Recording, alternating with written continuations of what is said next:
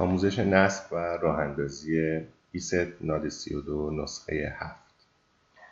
خب ابتدا فایل نصب دانلود شدهمون رو اجرا میکنیم و در صفحه ابتدایی نرم افزار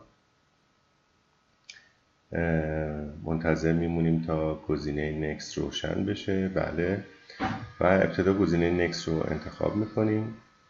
از صفحه بعدی گزینه اول رو انتخاب میکنیم، مجددا Next، باز هم بر روی Next، و در این صفحه هم گزینه اول رو انتخاب میکنیم و اگر که میخواید روی درایو دیگه برنامه‌تون رو نصب کنید، روی Advanced Setting کلیک بکنید و مسیرش رو تعیین کنید. روی اینستال کلیک میکنیم، منتظر میمونیم تا نرم افزارمون مراحل نصب و انتقال فایل ها رو روی کامپیوتر به صورت کامل انجام بده و آماده میشیم بعد از اون برای رفتن به مرحله فعالسازی و اکتیو کردن برنامه. خب برنامه‌مون نصب شد. روی گزینه فینیش کلیک میکنیم.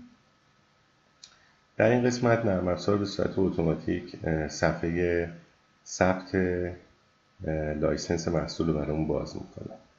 گزینه دوم رو انتخاب میکنیم، بر روی نکست کلیک میکنیم. در این باکس یوزرنیم و پسورد بایستی یوزرنیم و پسوردی که تهیه کردیم رو وارد کنیم و بعد از وارد کردن آنها روی گزینه اکتیویت کلیک میکنیم. نرم افزار بله، همونطور که مشاهده میکنین به صورت کامل فعال شد. بر روی فینیش کلیک میکنیم.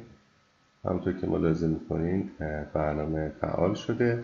بر روی تب آپدیت میریم تو صفحه اصلی نرم افزار و منتظر میمونیم تا نرم افزارمون به روز رسانیش رو کامل بکنه و به صورت کامل نرم افزار قابل استفاده باشه. خب همونطور که مشاهده میکنیم برنامه ما به روز رسانیش هم انجام شد. روی تب هوم که برگردیم، نرم افزار به صورت ماکسیموم پروتکشن به ما اعلام میکنه که هم فعال شده و هم به روز رسانیش صورت گرفته. خب نصب این آنتی ویروس هم به پایان رسید. امیدوارم که موفق و مؤید باشید.